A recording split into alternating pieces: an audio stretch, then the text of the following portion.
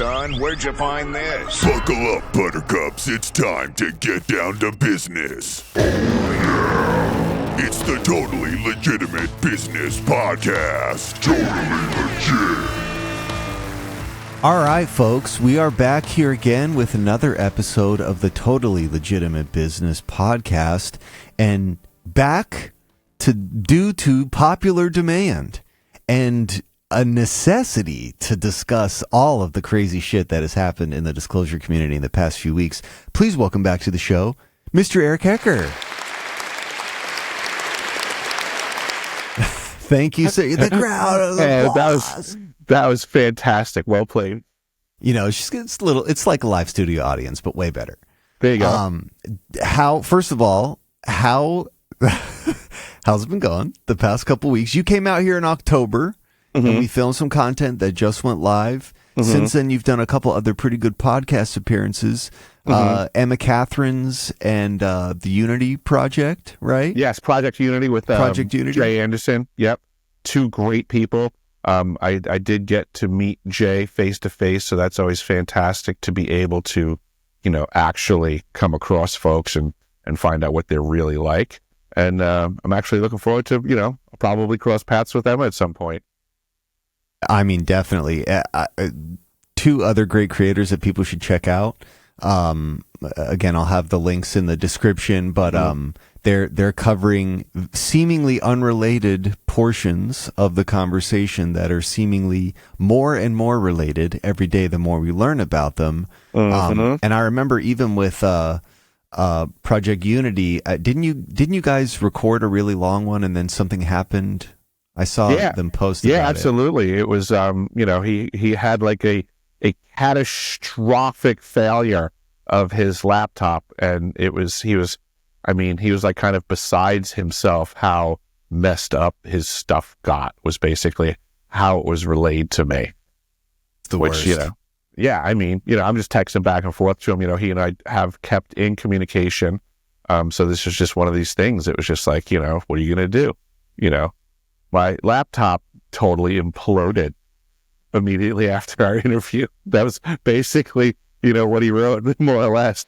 The information was just too much for the laptop to handle. And it really, not for nothing. Technically, we did do another interview.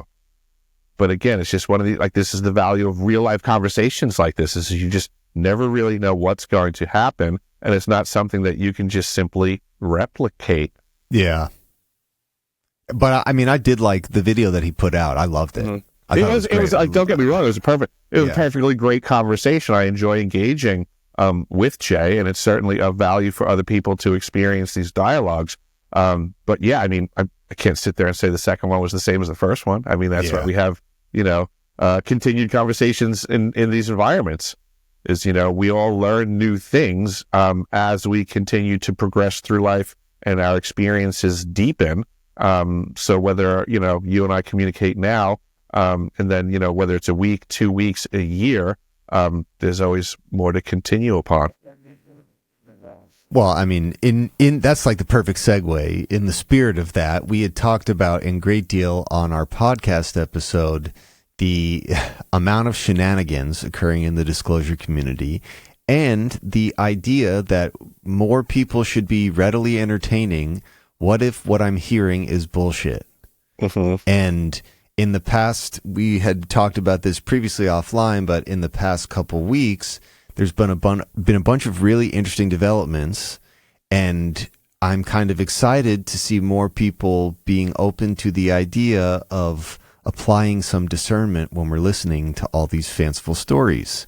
And I'm just interested in your thoughts on the things that have happened in the past couple weeks, and in what ways does it validate the exact point that we were talking about on the podcast? It's an amazing question. The funniest thing to me watching what's going on right now is how, first and foremost, it's stuff I've said, it's stuff other people have said. But it's stuff that's been wholly ignored up until right now. Now, all of a sudden, there's a spotlight being shined on these programs and these, you know, keywords and things like that. Stargate. I mean, that alone was hilarious to watch. Everyone's all the people, the naysayers against Stargate, how quickly their opinions changed. Yeah, now all of a sudden we're throwing around terms like PA. I mean, that's a psionic asset. I mean, everyone. Yeah, I mean, right. Now that these guys are saying it, there's credibility because they're credible, because that's the story that's being putting forth. Look at my massive amounts of credibility. From what?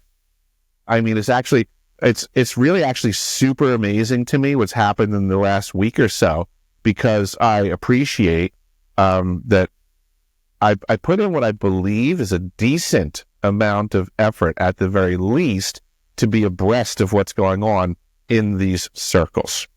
And with that being said, I can only imagine that I'm not seeing everything important that's being stated as these people are interviewing across different platforms. But what amazes me is the tidbits of information that you can pick up every single time you watch these guys on whatever platforms hosting them. As an example, I recently watched, was it Jake Barber? Was one of the whistleblowers with News Nation and Ross Coulthart. So Jake Barber was on with Jesse Michaels. And in this interview, Jake Barber stated how he was in the Washington, D.C., the Greer 2.0 event. Excuse me. He stated that he was present, and I'm paraphrasing at this point because I'm terrible with quoting folks precisely, but he said something to the effect of being there to, it sounded like he was trying to gather evidence to a point of being able to compile enough information to make arrests of whistleblowers. So he said something to that effect, and then goes into, you know, like why he switched teams. And I think, I mean, at face value, as presented, I mean, well, that sounds really cool. No, you know, yeah, you know, this guy, he's on the right side now, because he used to work for the other side. And this stuff to me is so disconcerting, because, I mean, I get it. If it's true, I mean, that's mad cool. Thanks, bro. But what if it's not? What if this is just being bamboozled? I mean, Mark Twain always said that it was easier to bamboozle folks than to convince them that they have been bamboozled. You know, I mean, how hard is it for any of these alphabet agency factions that have a very obvious interest in controlling the narrative of disclosure in every capacity? I mean, is it really hard for us to consider that at least some of the stuff that we're observing, probably the stuff that's most heavily invested in? Yeah, really. Who would have the funding? Who would have the funding to do that? I mean, not for nothing, technically, like, little details matter, right? So I was watching the Jesse Michaels video, and it was apparent that this video was filmed before but released after the Ross Coulthart video. The debut of the egg. So I mean, technically, right there, we have collusion on people holding back on disclosure, by definition. No, we're all gonna film this guy. We're all gonna get a whole bunch of ammo in the barrel, but we're not gonna pull the trigger yet. First, you're gonna pull the trigger, and then we're gonna follow up with you, and then he's gonna be on this and that. Oh, and by the way, the guys that we're working with, we got that Sands guy, we got this guy, that guy that backs up your story. He's gonna be on the next week. We're gonna rotate you guys through the circuit, and we're not controlling a narrative. We're just, We're just helping disclosure. Well, I mean, there was definitely like a clear, organized media push, and total media blitz. Yeah, they're like these guys, whether their company is doing it or whether they're doing it independently. That's a PR team level of organization for sure. They're not just like haphazardly making the rounds of all of those. Yeah, Skywatchers is apparently a corporate entity. So apparently we just had this, I don't know, for the first time ever in the UFO community, and it's decades old at this point, all of a sudden out of nowhere, it's the first time ever we got some dudes with some financial backing to pool their resources and invest in the truth for the general population of the planet. I mean, the thing about it that really, there's a couple things that really bother me about all of this, all the stuff that's been happening. The first one is, again, kind of like what we were saying before. He's not the first person to make a claim like this. He's not even really like the first person to come out with a wild story like this. And all the people that came out with wild stories like this before him got shit on. But then for some reason, this guy who comes through the official channels of the military, all of a sudden, when he says the words, they are to be believed. When anyone else says them, that's unacceptable, and those people need to be burned at the fucking stake. But this guy, I lost you. I don't hear you. There we go. Now? Yep, gotcha. Okay. Yep. Gotcha. So yeah, I mean, these are things that people have said before. And why is it only being paid attention to right now? There's other people that have brought these topics up. It's worse than paying attention. It's like people are like 2 days before he came out and said this, if somebody would have said that, they would have been crucified. But then 2 days later, when he says it, all of a sudden, the same people who were going to crucify the first person are like, "Oh my gosh, did you hear what he said? Oh my gosh, we have to believe that." And that's like the power of media, number one. Number two, the power of a good story. And that kind of brings me to my second point. Whether or not somebody is literally sitting in a room in the Pentagon saying this is how we're going to control the UFO disclosure narrative, whether or not that is the case, or they're just doing their best to declassify information as it's getting disclosed, they're still controlling the conversation. And I feel 100%. like people just are not, they don't seem to understand that, yes, these guys have legitimate military careers. They're coming through legitimate channels. Every single one of them has said in their interviews, we have to get what we say approved by the appropriate channels in the Defense Department.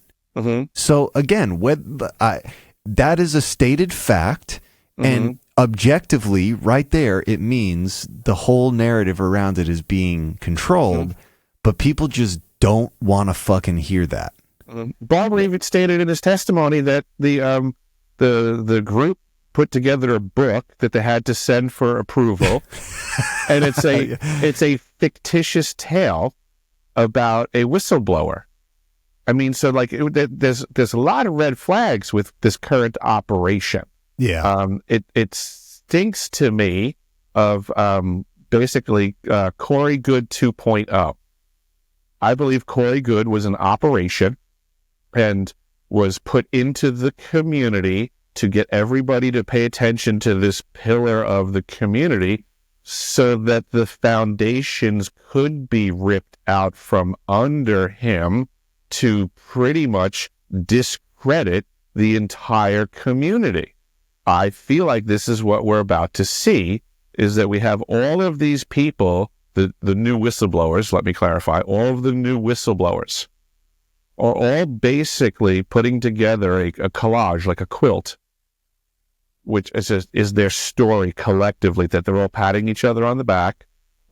Nobody actually has any actual evidence for each other, I don't believe they've even necessarily crossed paths in the military, but they're using their credentials. In most cases, no, yeah. They're using their credentials to qualify their ability to credential someone else, which is the weirdest way to try to add veracity to a situation.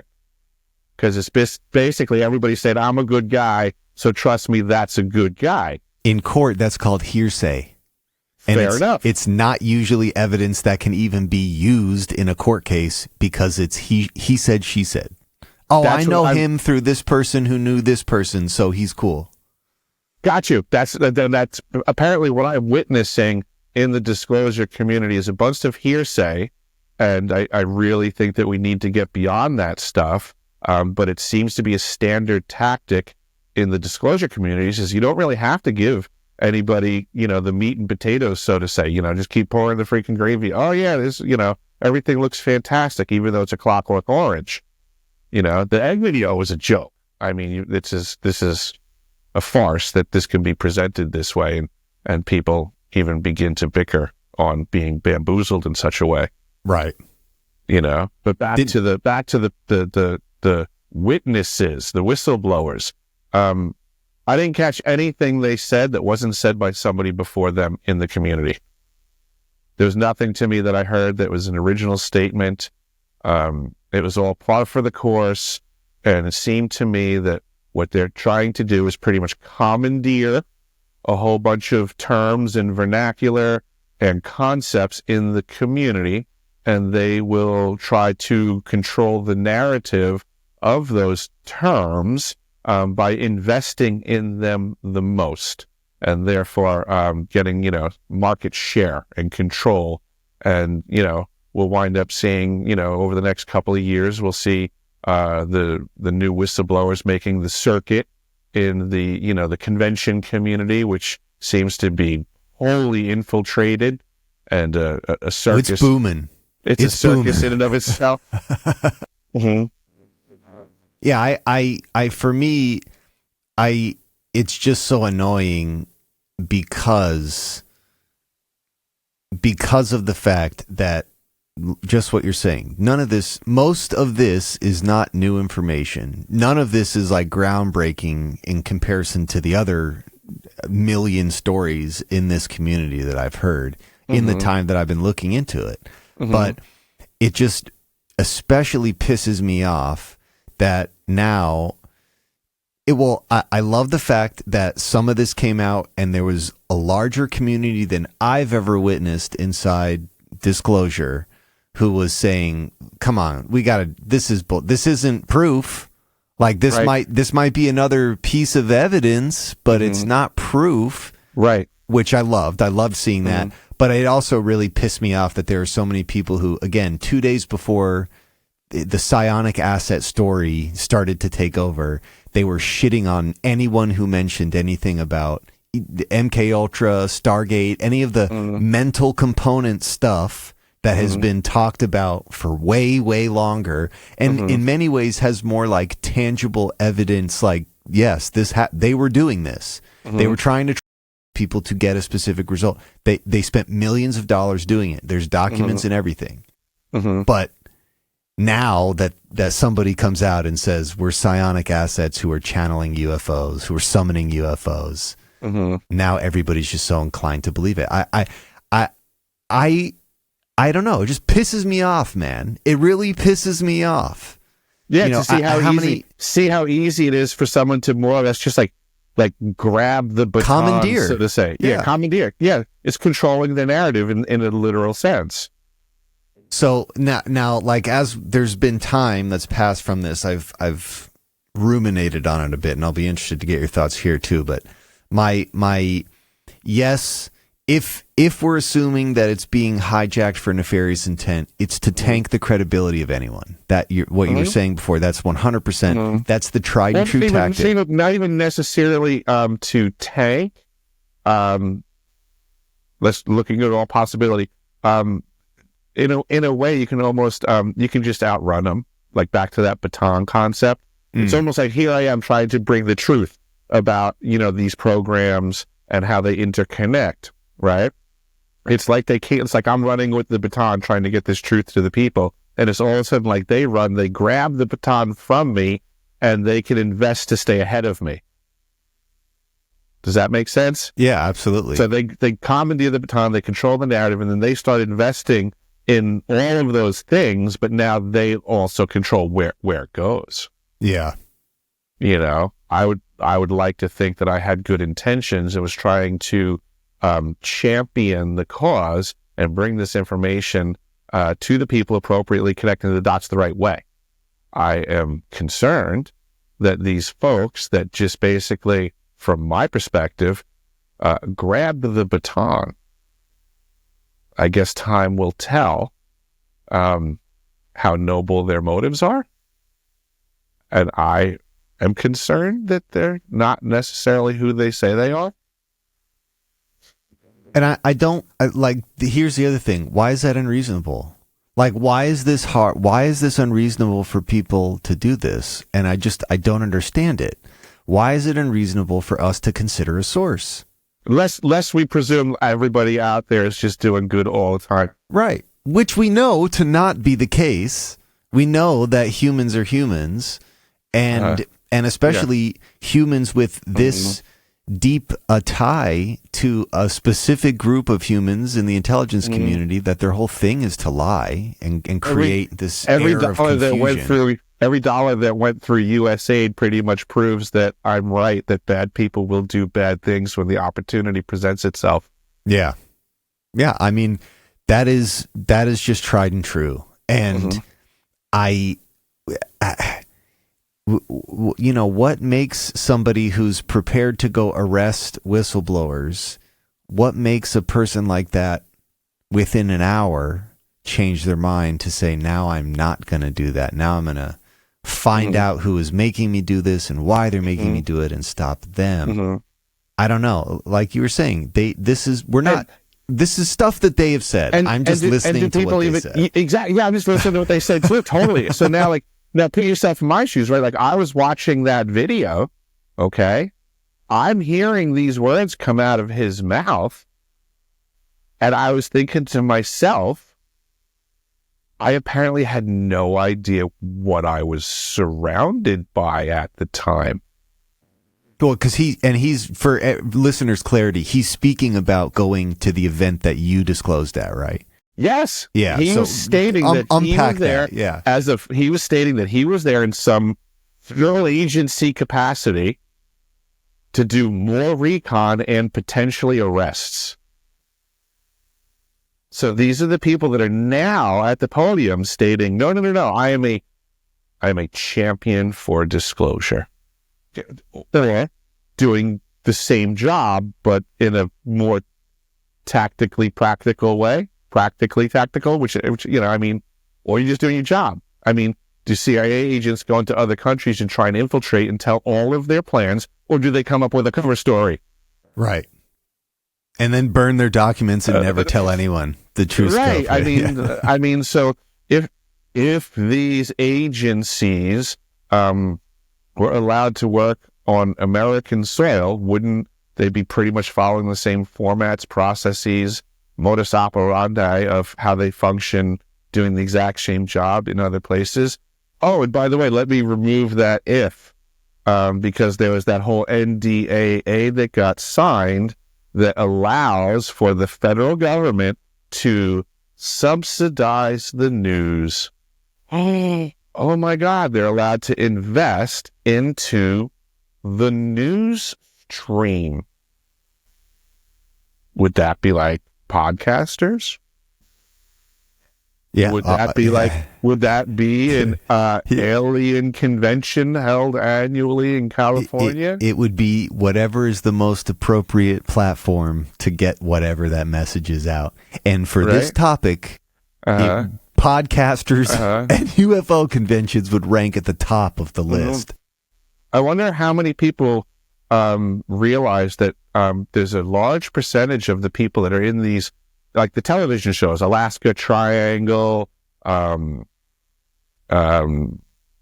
Ancient Aliens, a lot of these podcasters, a lot of these researchers are former CIA, NSA. A lot of them have confessed it to me on phone calls and things like that, trying, for years to decipher my experience. A lot of these people don't even pull any punches. Like, oh yeah, I don't do that anymore, but I was working up in Alaska for the NSA. I was doing blah, blah, blah, but I don't do that anymore. And it's like, okay, as if I believe you. Yeah, right. It's like the boilerplate response to if anyone ever asks you, I don't do that anymore. Yeah. You're all coincidentally all over this industry. Apparently it's hobbyists or something. Well, but I mean, that's an interesting hobby they all have. It is a great point, because I think this is in at least one of the podcast appearances by any of these guests with like direct connections to the military or Department of Defense. They all say like, I'm still connected to the Department of Defense. Like beyond whatever classified knowledge I know, I may still have some active projects with them, so I can't speak about this or that, because I'm still working in this thing that I said I am not a part of anymore. Believe that every single supposed whistleblower that I have watched has attempted to pontificate on a particular topic, but then under mild inquiry, not even scrutinous inquiry, they very rapidly get to barriers of where they say, well, I'm not allowed to talk about that. I'm not authorized to talk about that. I have a hard time calling that person a whistleblower other than a dog on a short leash. Yeah. It's ridiculous that this is what we're having put forth as whistleblowing. I mean, it's the silliest thing. These people have an extremely vested interest in plenty of things that they've signed before, other operations that they run. I mean, Lou Elizondo, I just watched a portion of a video with, I think it was Sean Ryan, and he talks about in his early career as an agent, one of his greatest regrets ever was a time when he had to attend to shredding a whole bunch of files, that he felt that it was, illegal, immoral, all those things, but he did it anyway. So, I mean, here we got this guy, Lou, who's supposed to be like, the face of disclosure at this point, and an honest guy that's doing right for humanity. But effectively, he shows signs of an entire career of doing the opposite of that. Well, and then kind of just like the other guys, on a dime, all of a sudden turning around and saying, oh, all of this is wrong, and I'm going to go disclose about this, but I'm still going to do work. Like, so this was another thing I wanted to bring up, and a lot of them are saying this too. They'll usually get to the territory of the stuff that they can't talk about, and then they'll say, they'll talk about classification and the importance for classification and the necessity for, like, oh, if you knew the whole story, you'd want to keep some of it secret too. But then it's like the trust us. But trust us, we're doing the right thing. I, as a personal policy, don't just trust whatever anybody connected to the government says. That's just general. My experience has shown me they are not to be trusted, and the only thing that we can gain any type of like actual evidence from is the paperwork, because any bureaucracy is going to generate enough paperwork to prove something. And that requires me to trust that person communicating that to me can't possibly be bamboozled. Right. And sorry, I don't trust you. I think you might have gotten fooled. I'd like to hear everything you know and more.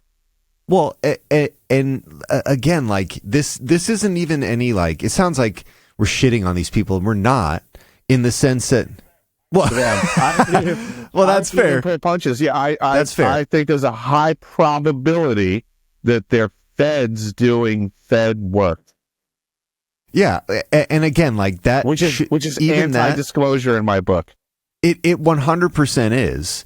And I don't think it's an unfair thing to ask that. And I think every person who is watching all of this shit unfold should constantly be reminding themselves, and do the same thing for the other people whose stories you listen to. Don't believe them. Like, take it in for what it is, ingest your own, like overlay your own experience over top of that, and come to your own conclusion about, like, just accepting these things point blank is what half of the community was saying not to do, and now that half of the community is just accepting things point blank.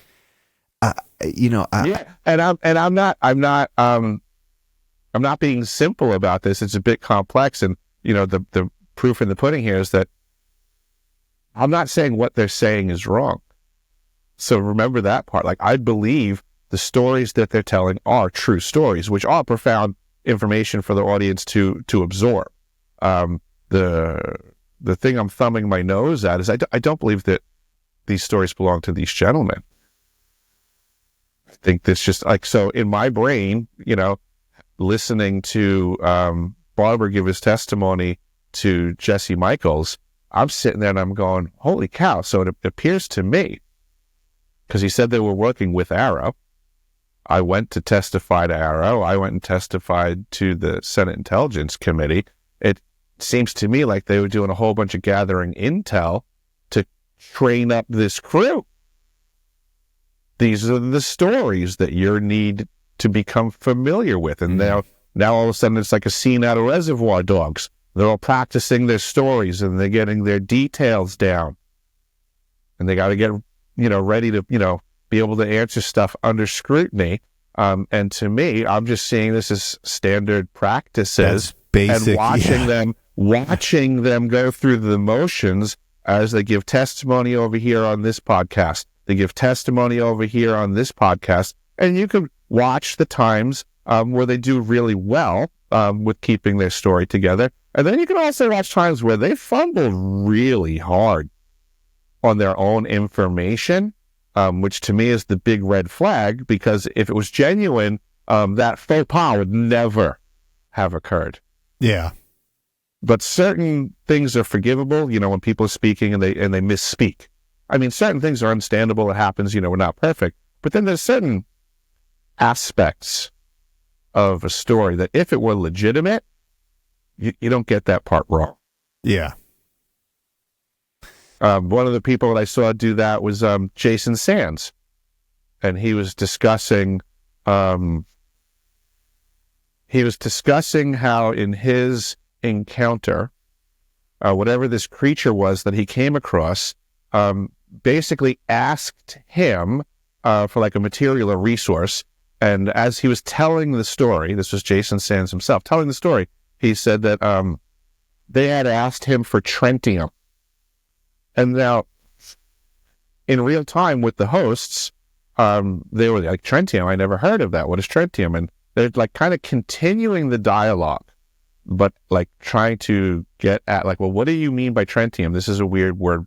And Jason's continuing the story, and he's eventually explaining how the people that he reports to were more or less like just like throwing up like almost like flashcards of stuff from the periodic table of elements and being like, was it this? Was it that? Was it this? And eventually they got to Trentium. And he was like, oh yeah, that's it, Trentium. So he's continuing on with his story. But eventually the producers of the show pull up on the internet and bring into the conversation tritium. And they go, well, we found tritium, and tritium is this radioactive thing and blah, blah, blah. And it incorporates this way and that way, and was, accused of being able to be utilized in, exotic propulsion, this and that, blah, blah. So all of a sudden, Sands just goes, oh yeah, I meant tritium, not Trentium. And then they continue on. And it's like, so this is something that happened eons ago. You're telling the story now. You got the word wrong, sir. Like the alien. So an alien came to spoke to you. He said a short statement about one noun. And then you had a massive, important conversation with a team of scientists about this same noun. The noun you just got wrong. Yeah. That's weird. Yeah. It's And almost like he's not familiar with the terms tritium or tritium. or tritium, yeah. Almost like these are new terms to him, not something that he experienced many years ago. Yeah, and the tritium note is interesting just as kind of a side tangent because of all the tritium in the ground and water in Long Island. All the research from the video got me really deep in on the tritium content in Long Island, and it's thick out there. Yeah, But, almost like they were building exotic propulsion vehicles for decades. Oh, wouldn't that be a total shocker? I honestly, that was also really funny too, watching all this shit play out, because it was a large part of the podcast episode, and right as I released the episode is when all this shit was kind of breaking, and it was kind of like, it felt weird watching that premiere and knowing what was going on in the background. It was almost like prophetic. Did you feel like you were just catching the front of the wave? Yeah, but I honestly was convinced that was the part that people were going to take the most offense to, is us being like, can we just analyze disclosure, but can we consider our sources here? But people have seemed to be pretty receptive to it. I just, what we're seeing are doties. We're seeing Richard Doties. Everywhere. And tons of them. He's another enigma in the sense that he drove one guy to madness. And now he's like a lauded member of the UFO disclosure community, somebody who can be believed, somebody who did wrong, but then one day he woke up and was like, I'm not going to do that now. Right. Yes. And I that's why I look at Elizondo as just our current iteration of Doty. This generation. Yeah. Yeah, absolutely. How do we take our Doty role and utilize it best in the community today with all, modern technologies, conveniences, and, tools in our toolkit? I have thought about this for a long time, and I continue to think about it more and more, and it also dovetails on the podcast episode. One of the reasons I think they're trying to heavily control how this conversation evolves is because if we were to learn the really nefarious details of what some of the defense contractors involved were doing in terms of putting innocent lives at risk, poisoning ground and water, all the stuff that isn't necessarily like abducting and removing people's brains, but it's still horrible shit. Honestly, I feel like that's the big reason they're trying to funnel it into a siphon that makes America look like this benevolent engager with whatever the phenomenon is. I can't help. There's a ridiculous amount of collateral damage through the decades from these programs. Yeah. It's incalculable. Yeah. Well, I mean, there's communities with tens of millions of people on Long Island. We'll be specific, like you learned, like the groundwater's toxic, but they won't discuss these things, or they'll definitely kick the can down the road. Until the people and no one's left to sue them. Yeah. Correct. Another tried and true tactic on behalf of corporations that poison the people around the factories. Yeah, just stall and delay, and it's cheaper to just, fight the battle until everyone's, in the grave. They've got the money and the lawyers. They can withstand it. And the government backing. Like, you think these companies don't appreciate that the Superfund process exists? Yeah. I mean, what if they just plan on destroying the property beyond all reasonable comprehension? They already know. We'll file bankruptcy. We'll say we're sorry. Oh, my bad. I didn't mean to make trillions of dollars not following any of your rules. And the local populace. Yeah. Yeah. Sorry about that. But since we had dinner that time and we started that cool thing. Remember back in the day we started that super fun thing? We're going to need to use that. Yeah. Yeah. No, I mean, really, as I was looking into that, that's kind of the only thing I felt that Superfund was. It was the guilt patrol. That's what it was, trying to clean up any responsibility or guilt on behalf of the government or the corporation to have to pay. And like, even with it indemnifies the corporations technically. I mean, if you really want to just look at, like, it can be used that way. Again, it goes back to motive. You know, could this be used that sinisterly? Well, it could be.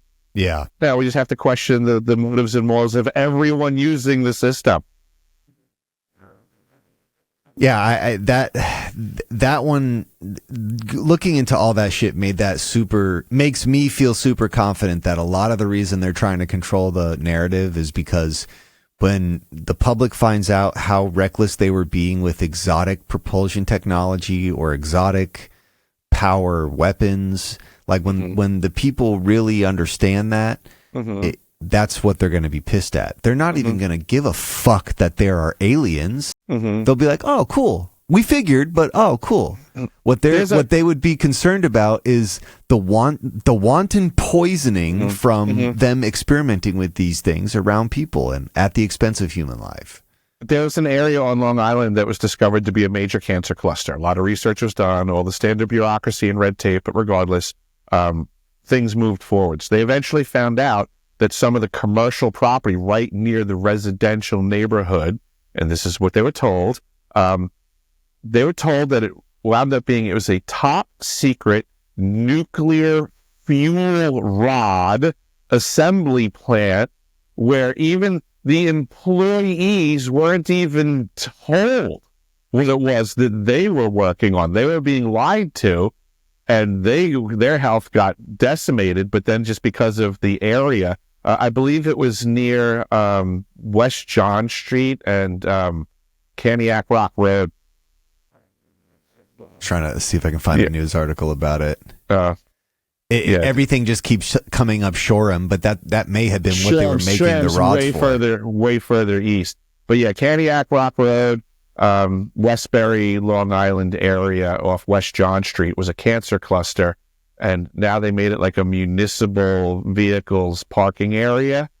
And that's, again, commonly what they do with these Superfund sites is they'll take them over from private industry, claim that they did some sort of reclamation to the site, and then make it some sort of municipal or county or town property that government workers work at. And then there's all kinds of legalese that,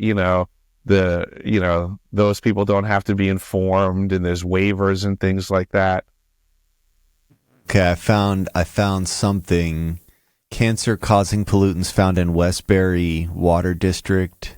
That's drinking water. That's going to be right in the vicinity. Absolutely, yeah. It would be the Westbury area. I think the water tower would be relatively close to where I was just referring to. Yeah. So, like this is just another prime example of. So basically, even with the Grumman shit, for the longest time, Grumman avoided, even after Superfund, Grumman avoided any real culpability for Calverton or Bethpage. But I think in 2017, there was a final push where they had to admit that they were responsible for it and pay like a paltry fucking sum to the people that have suffered from it. But this is just another example of... Yeah, Calverton's super shady. The Naval Weapons Reserve Plant is how it was titled on the maps. But yet it had a massive airstrip that was maintained with like no known traffic and stuff like that. So super peculiar facility. And, lest we forget, the east end of Long Island is just a stone's throw away over the water from Groton, Connecticut, which is the attack submarine base. So there's a lot of belief. It's GRTON. Oh, got you right here. Yep. Yeah. So, I mean... Oh, my God. Yeah, it's literally right there. Yeah. Yeah, Groton, Connecticut is a submarine base.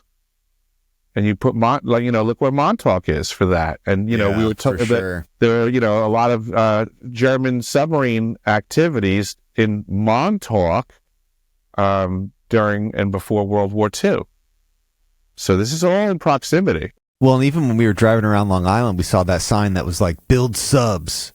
buildsubs.com, and you could just apply to become a part of like classified sub construction, because there's a bunch of companies that make components. I think there's also like a big submarine base in Boston or somewhere in Massachusetts. Maybe I might be confusing it with the Groton site, but it's again, like, this is there's so many scenarios where this stuff you just have to trust everybody's doing the right thing. Right. Yeah, but history tells us that they were absolutely doing the opposite. And I just, like, the research for all of these things, at least nuclear related, it was happening like right all over Long Island in people's literal backyards. There's like that one park too where it was a super fun site. They cleaned it up and turned it into a park, and then they recently took like soil readings and it was radioactive. That was a super fun, like a cleaned up super fun site. It's literally just pave over it and pretend like nothing happened. And then when people say that there's something happened, just fucking deny it, or be like, no, that can't be the case because we already cleaned that up. Now you're learning. Yeah, exactly. And now you have to prove they didn't clean it up. Yeah. Because they have paperwork, they got piles of paperwork that says it's clean. Yeah, seriously. Yeah. By purely I don't know why unbiased. you got a little radioactive kid. Maybe you should wash them more. Yeah, exactly. Maybe you should check what brand made that bathtub. It certainly wasn't us. But I guess that's the thing that's been like really bubbling in my mind now, is like the real thing, that the real stuff. I just had this guy, James Dean Eugenio, on the show. He's like the go-to expert on JFK. He's written a ton of books about it. He wrote the screenplay for Oliver Stone's last JFK movie. He's deep in it. So I was asking him, like, what's the deal with the JFK files? And he said something to me, which I think is going to be relevant to here. He's basically saying there isn't going to be a smoking gun. It's going to be paperwork that might give context to other shit that was occurring around it. But it's not anything that would be associated with people being instructed to assassinate Kennedy. That those documents would be destroyed. Those are not getting declassified. So I think it's similar to the whole UFO conversation in the sense that, like, the reason that they're holding out the remaining JFK documents is because they're probably going to show some real illegal activity on behalf of businesses or intelligence community, doing stuff that if Americans knew about it, we'd be really upset. It's less that it confirms that they were trying to Kennedy, and it more just confirms they were harassing people they shouldn't have been. They were coming up with like counterterrorism plans they shouldn't have been. Northwoods is like a prime example of that. Hijack a boat and blow it up and blame it on Cuba. It's almost like a template for getting a country to enter a war. I think the shit that would, like, I'm trying to think like 50 years down the road, how do these people play into it? And I won't be surprised when all of the names of these, like the To the Stars Academy, like that channel of people, when all of this shit comes out, what I think they're really covering up is the malfeasance,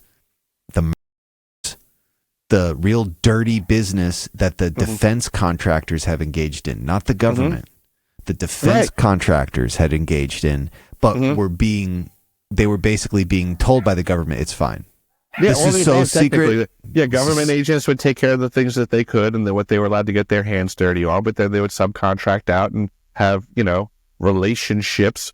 This is what we were warned about, the military-industrial complex. Yeah. Like this is it in a nutshell. We're deep in the throes of having not paid enough attention to that. It's just wild. I will say this, though. I'm very, very happy that now people are finally starting to look at the psionic component to this conversation. I know that's like a large portion of the videos on your channel. It's a big piece of your story, and it's something that you've been talking about with evidence, supporting evidence, government documents for years now. Yeah, I mean, technically, the amount of information that I have put forth so far up until this point exceeds, with great ease, anything that was just brought up by Russ Coulthart and his current crew. Yeah. You know, it's just this is the facts of the matter currently. There's posturing amongst the race for disclosure. Well, and I even think what's funny, going back to what I was saying, is like, if we start to see declassifications, we're not only going to see all the sadistic shit that the companies, like the corporate espionage shit that the big defense contractors were engaging in. But what I also think we might see is the shit that the government was doing, or the research it was funding in relation to whatever the psionic component is, whatever the mental component. The MKUltra and subprograms and renaming and subprograms.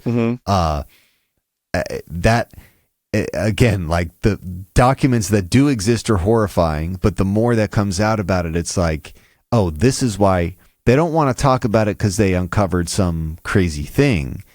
The thing that they uncovered, the thing that they're talking about, has been known about for a long time, and people have been freely engaging with it.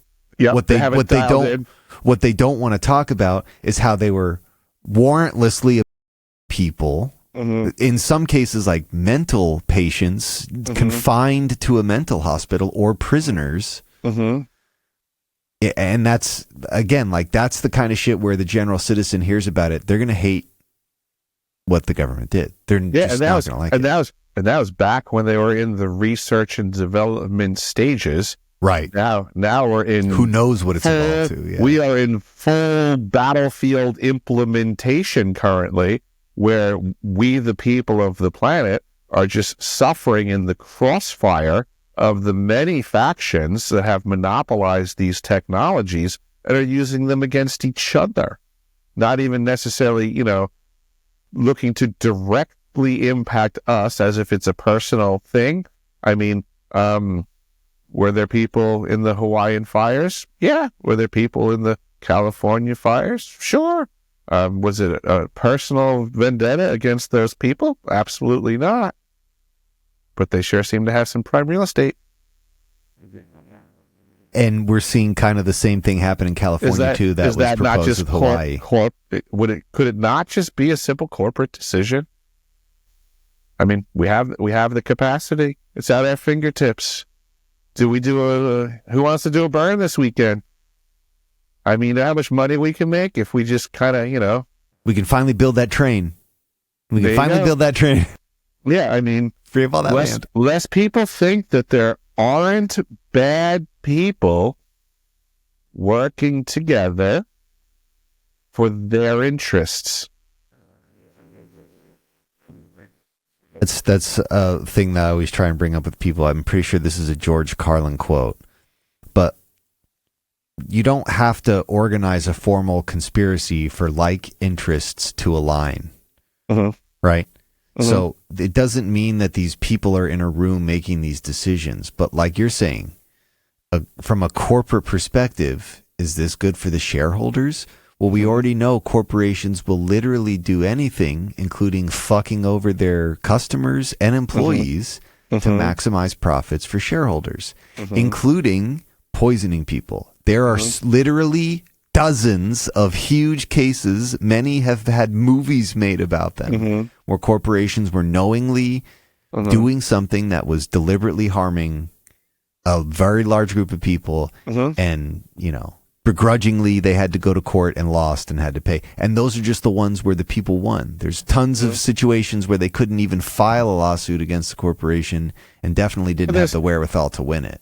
There's tons of circumstances that we've already seen where these corporations rolled the dice and even just calculated that we're probably going to get caught, but the amount of money that we can profit by not following the regulation, it's worth paying the penalty. Yeah. These are just calculations that are made contemporarily, and this is why corporations and politicians are in bed with each other, because they set the playing field up so that it just makes it worthwhile for these guys to basically run amok, and we, the people of the planet, are just, suffering as the military-industrial complex, the government, and all these people are in bed with each other and having cocktails and just, doing whatever's best for them as we, the people, are sitting here, befuddled, trying to figure out, how do I pay my mortgage? How do I feed my kids. How much longer before they start propagandizing that polyamory is the way to go? Because there's no feasible way to raise a household with just 2 incomes. Yeah, seriously. No, seriously. I mean, right? Seriously. That's not off the table. Yeah. You have totally pressed this society way beyond a 2-income household. What do we do? Gonna need an 8-income household. Yeah, everyone's working. Yes. Child labor laws, we don't need them. Start running more Mormon television shows and commercials. Let's start a Mormon rock band. Let's just, we need. God, this dude's gonna need a lot of wives with the way that we're setting up the future world. Oh, and how come only guys can have a lot of wives? Why can't women have a lot of husbands? Oh, cool. We already have incendiary topics to get them all distracted with and arguing. Yeah, again, it's not off the table with at the rate at which things are going. I was laughing the other day. I got a $700 electric bill. Nice. Last year, same kilowatt hour usage last year, $350. And it's all because the rate of delivery and supply of electric to me, they're just like they're literally price gouging, and I'm pretty sure Con Ed isn't even being subtle about it. They're saying because we put moratoriums on people's electric bills in COVID, we need to make up that money. But there you go. Needless to say, they've been making up for the COVID year for the past 4 fucking years, and they're never gonna reduce unless they're instructed by they're legal. Totally, like 2 decades from now, they're gonna wean you off of that. Yeah, I'm sure. Yeah. If only they could have built a bunch of nuclear plants in Long Island so that we would have our own power supply. Bummer. Right? Son of a bitch. Got us good there. Uh-huh. But I do want to spend some Where's time. my particle accelerator? We got 2. We got 2, and we got at least 1 leaky nuclear reactor, maybe more. We'll find out here in a decade. Yeah. I do want to make sure we spend a little bit of time too, and I also want to be respectful of your time. Yeah, absolutely. I'm game. Okay, so I really want to spend like an hour more talking about your experiences in Long Island with interacting with MKUltra type, Stargate type stuff, and kind of get your perspective on what does that mean. What do you think it means in relation to, like, beyond just serving as a way for them to funnel people into the military and intelligence as some kind of asset? What does it have connection to, like, the UFO stuff? Like, what are your opinions on what that means? Wow. That's a lot to unpack. Yeah, it's a huge question. So feel free to take your time and tangent.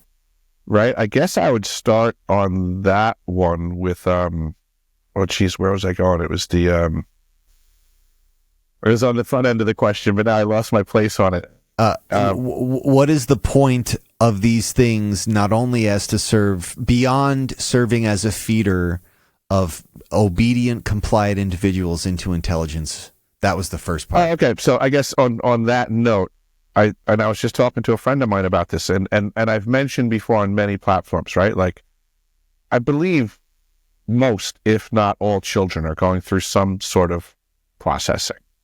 We call it MKUltra something, other program names, whatever. These factions know what they're looking for, and they're starting early. I believe that one of the things that I witnessed as a child was MKUltra programming. One of the things that I experienced, and I have done research and found, is a very important part of the MKUltra programming, which they induced for a very good reason.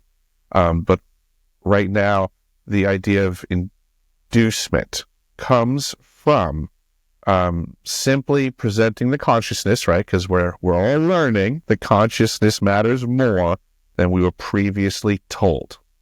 So when you take a consciousness and you give it two directly opposing positions, it causes like a split. It causes a problem for the psyche. It can't reconcile. Can't reconcile. So to keep bombarding children with, good guy, bad guy, this is now that, like to keep, this, not do what I say, not what I said, to constantly be changing things causes a level of confusion. And so these were things that I experienced as a child.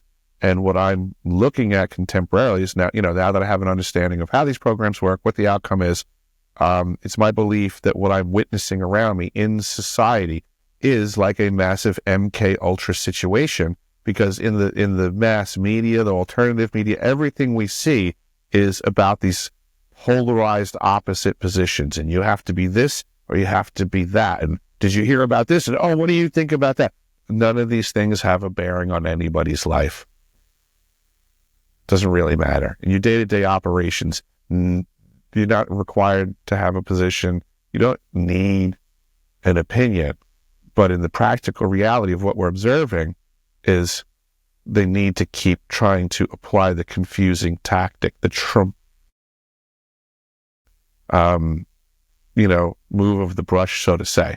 And then with that, they can cause people to be in these states of mind, I guess you would say, that come from being split like this.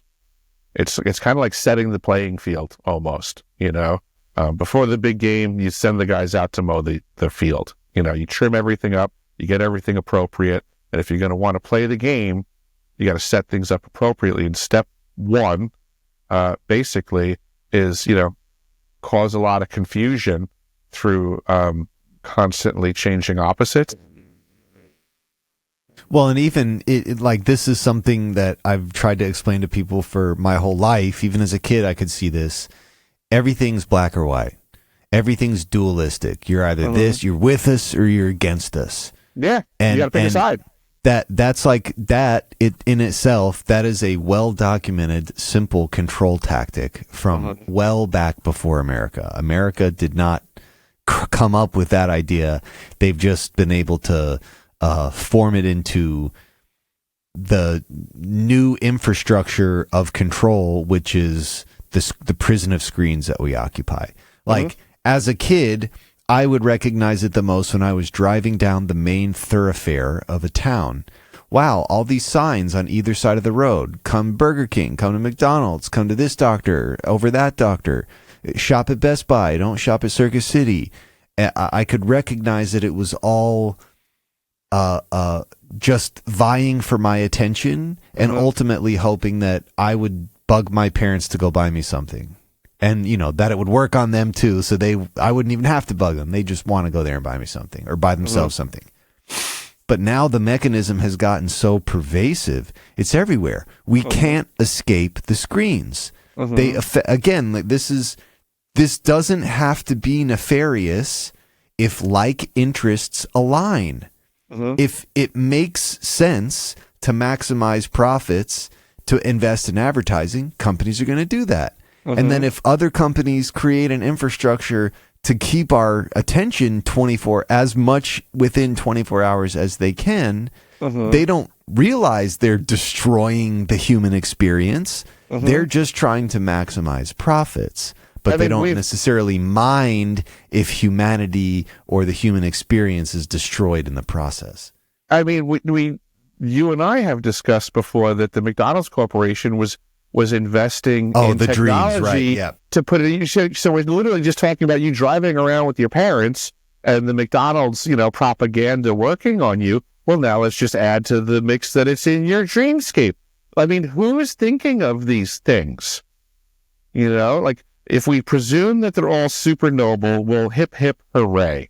We'll have these cool new technologies, right? But let's just consider for a half a second what the potential is for these technologies and what happens if, look at the forever spin top, like just from the movie Inception. Yeah, that's hilarious. Is that an ad? That's fucking hilarious. So, but think about this, right? Like, okay, so this technology is possible, and we're going to put it on the table. Well, now what do we, the people, do when we consider the technology exists, but what are the potentials for nefarious activities? You know, it's all well and good to put a gun on the table and talk about all the positive things that be accomplished with the gun, and that would be undeniable. But to ignore that there's a cons list would be super naive. It would just be silly. And this goes back to the first portion of our conversation. Mm-hmm. Why can we not use that level of discernment with this shit? Like, why? Yeah. Why it's just is it? Thinking. It's free. Anyone can do it, and all you have to do is question shit, even the shit you believe. Oftentimes, the things that I believe, I question the hardest, just to make sure I believe them. Mm-hmm. But I guess for some people, that's really too scary. So we talked about this in the pod, and since I've got the article open, this is a Popular Mechanics article. It's called Targeted Dream Implantation. It has a history that dates back millennia, especially among groups who valued dreams for spiritual practices, according to sleep researchers. In recent decades, scientists have completed experiments that demonstrate the real ways in which dreams can affect our waking lives too. Therefore, implanting dreams can change real-world outcomes. So how exactly do marketers slither into our dreams? They can work with scientists to introduce sounds and pipe in smells that will shape what people dream about. Some of the research into TDI involves turning people off to addictive things like cigarettes. In their letter, the sleep researchers say people smoke 30% fewer cigarettes after dreaming of the smell of cigarettes and rotten eggs, for example. Again, Popular Mechanics is talking about this in 2021. Okay, and they're talking about concepts that have existed for millennia that advertisers in the past 100 years have put a lot of effort and energy into. Do me a favor. Google the movie Total Recall. When did that movie come out with Arnold Schwarzenegger? Would it be 1994? 1990. 1990. Okay. Are you familiar with Philip K. Dick? Of course, yeah. Okay, so you know that Total Recall was based on his writings? I don't know which book, but yes. It was based on the man who remembered the future. So that is literally his catchphrase. Philip K. Dick is referred to as the man who remembered the future. He stated that he didn't write his books. He stated that the information just came to him and he wrote it down. He never really said I thought about these books and wrote them. He just said he wrote down the information that came to his head. So you just had mentioned to me about the dream technology, right? Is that not the technology presented in Total Recall?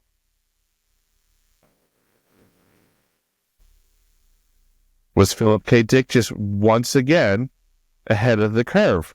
Well, this is like I've heard many futurists and technologists talk about this, but they talk about the idea that the people that are physically making the technology that gets compared to science fiction grew up on those pieces of science fiction. It's kind of like which came first, the chicken or the egg, right? And there are people right now who are designing technology, certainly pivotal people. I mean, people who have made insane contributions to the technology that we use every day, who are saying I was modeling that after Star Trek. I saw them with the mobile communicator, and I wanted to help develop a mobile communicator. There's a whole host of science futurist people who are building the world that they read about as a kid through novels written by Philip K. Dick or just general science fiction. I don't know. It's just an interesting point, because it's are we creating our own future? And if we look at the future that we're creating, it sure seems like we're just building to 1984 or Blade Runner. That was what we saw, so that's what we think we have to end up as. And this still fits in, because the answer would be yes. We are also creating these things also off of our observations, because this is yet again another depth of the secrecy of everything going on this planet, is that we are creative beings. And if we don't take control of our singular creative power, that also can be commandeered. So what I see around us as a society is a whole bunch of people that have allowed their creative power to be utilized collectively for the invested interests of others who completely respect your ability to create, but have shanghaied, hijacked, stolen it from the massive amount of people that are just living a bamboozled life. Yeah, I mean that's a really interesting point. I don't know if I've ever looked at it that way. And the creative, I mean, it's one of the reasons why I do this show. It's why I've always done music. I just have like this desire to create something that's like a very human thing. We're one of the only species on this planet that will build complex engineering. Have you ever performed live? Oh, yeah, a bunch. Right. I used to do that a lot. Okay, so you've performed live, so you have an appreciation of controlling the consciousness of a crowd. When you're on that stage, they're all giving you their energy. Yeah. I would imagine that that's a very tangible experience to be up on that stage and having that offered, so to say. You're the creator, they're giving you their energy, and you can more or less sway that audience at that point, but depending on who you are and how much your intent is to sway them in and in what direction is details. But what you've experienced is that connection exists. Yeah. So now we take those same people and we commandeer all of their collective attention and in other ways. It's no different, the outcome, that we can make things occur by getting a whole bunch of people on the same page.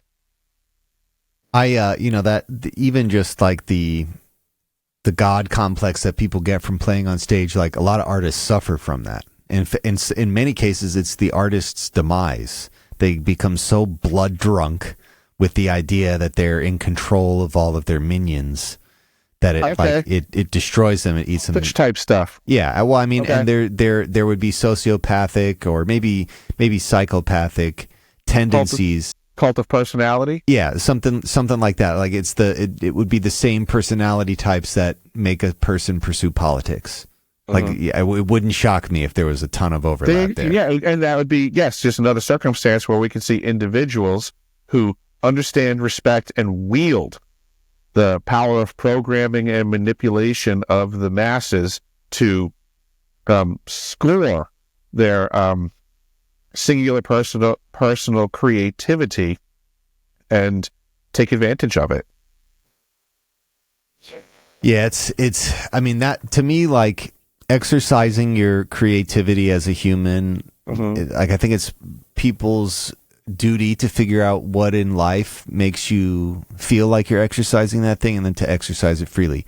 For different people, it's different things. For me, it's music. For you, it's plumbing. You know what I mean? Like, they're the things that you enjoy doing, and you're like, I'm really good. I understand this. This is my art form. But hijacking that is the scary part, because, again, from my perspective, humans creating that's human. That's a human experience. And you exercising your ability to take something as an idea in your head out into something tangible in the real world, that is literally magic.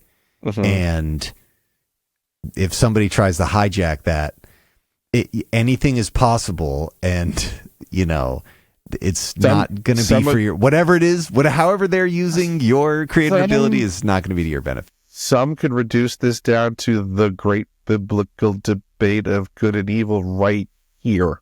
Okay, we are told in the Bible that we are created in the image of God. But at that point in the book, we haven't really been told anything about God, and the only thing we can really interpret and extrapolate from the story is that God's a creative being. We start the book with, he's creating us. The only thing we can really logically conclude is that he himself is a creator. So if the next statement is the creator created something that's like the creation, I would imagine it's not far-fetched that we are creative. It's just like, it's literally right there. There's not much else going on at that part of the book. So if we have this creative, godlike aspect, essence, whatever you want to call it, power, again, according to that book and many other people of every other faith denomination, wouldn't that be the biggest trick of, the proverbial devil? Would be to trick you away from properly using that? The one human thing that makes humans separate from the other beings on this planet in this time. Mm-hmm. Yeah. It exercising critical thought. You were saying it before, and I feel like every day the more people I talk to, A, are not using it, and B, the ones that are telling me how they're coming into contact with so many people who aren't using it. And this has also been a thing over the past 10 years. Like, I've seen very intelligent people get hoodwinked for some of the easiest to spot bullshit. And how do we even start to build up barriers to protect ourselves from it? How do we? Fantastic. Great question. Easy answer. It's called discernment. Discernment. Discernment, if you're lacking it, this is, you can look this all up. Discernment is grown through life experience. That's how it works.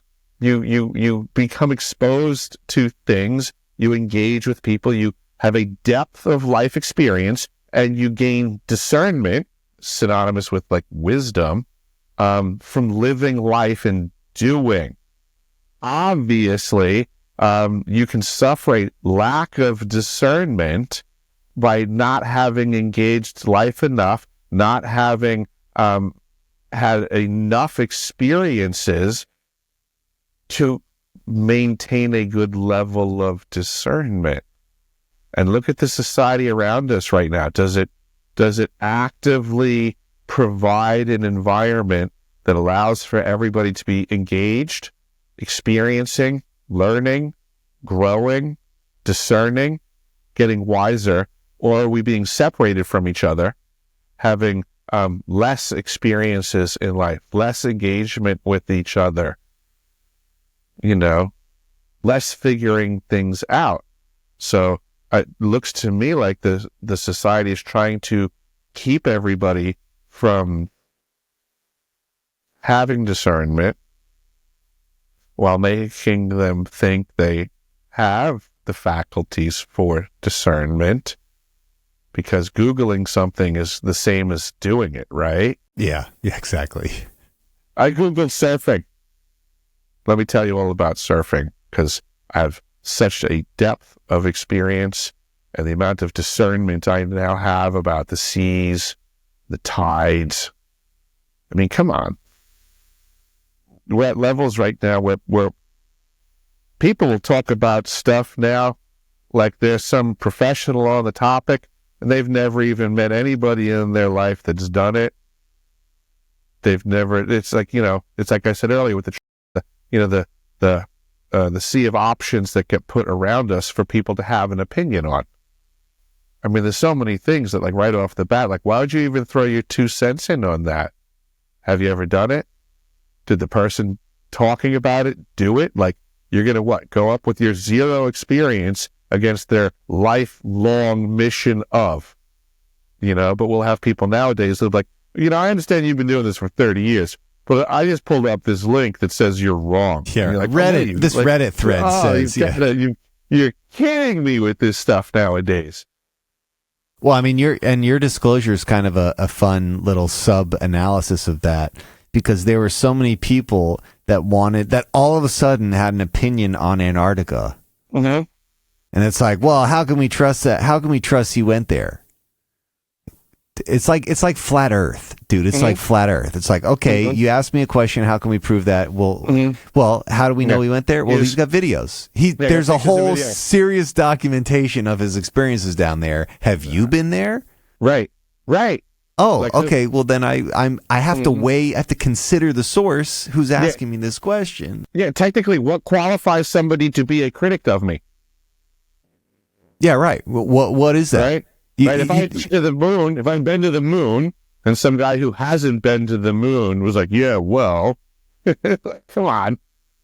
Well, it's like didn't Buzz Aldrin punch some guy in the face one time? There's like somebody who like called out one of the original guys that went up there, and they're like, you didn't go to the moon, and he just punched him in the face. He's like 70 years old. I think that's great. Yeah. Get him, Buzz. Well, but it's the same thing. It's like,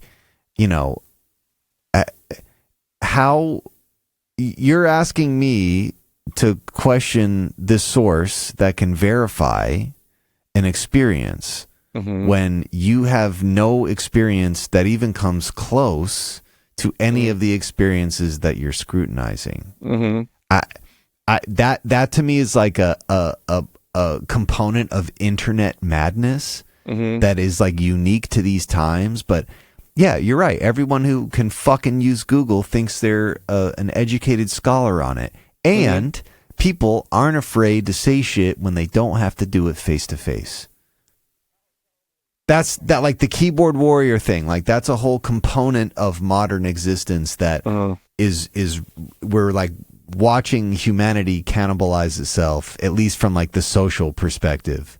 I have had many people threaten me and say that, if you go to that next live event you're planning on going to, I'm going to show up there and knock your block off or whatever they say. But I've absolutely... Still waiting. Exactly. Still waiting. Exactly. Still waiting. And I have crossed paths with people who have made these statements at events. I absolutely gave them the opportunity to deliver, and they don't. So this is just like you said. We have all these people that can be. When I was a kid, we called them telephone tough guys. Because people would same shit. Yeah, but it's just the same thing with the new technology. The keyboard cowboys. That's what we got nowadays. Yeah, all these guys that are so tough from their keyboards. It's really hilarious.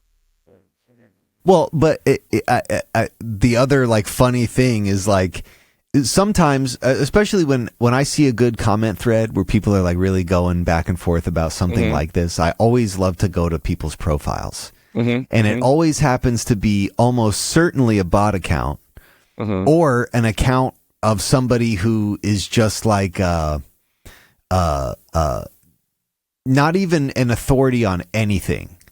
Like, all right, if you're an authority on something, I'm at least going to respect the fact that you've done research on something. So therefore you know how to do research and you're probably a little more well-read, right? But when somebody is asking questions in like this really combative way and I go to their page and they've got no posts, no pictures, it almost seems like... I would venture to say that a lot of the activity, especially that's going on in comment sections across social media, is just straight bots. And it's like, I've watched people do like in-depth analyses on these things where they like find a bot farm and it will be deliberately attacking and then like creating a conversation around it across multiple accounts, but all of the accounts are fake. It's all AI. It's just a bot deployed by somebody to fuck up that person's feed or to create negative space around whatever it is that they're saying. That actually exists out there. So again, like not implying that all of it is nefarious, but some of it for sure is nefarious. And especially, when we get into these topics, like the things that you're saying, the companies you're talking about. Knowing that system exists that you just stated, right? So that bot technology can be applied against an individual. Yeah, for right? sure. So, totally for sure. These are things we know, right? So now let's Let's try to do some math. How many different departments in the U.S. government would have access to technologies like that? I have for sure watched news, like legitimate news postings about and articles about, in the government alone, every branch of the military having some form of psychological operations that involved running bot farms of Facebook accounts, Instagram accounts, every single one. Every single military branch. Those are the ones that we know about. Like those are the ones that get talked about. Does aside from the branch work going on, would there be one for DOD in general, Pentagon specifically? Yeah, Would there be one for? Why not? Would there be one for DIA, NSA, FBI, CIA?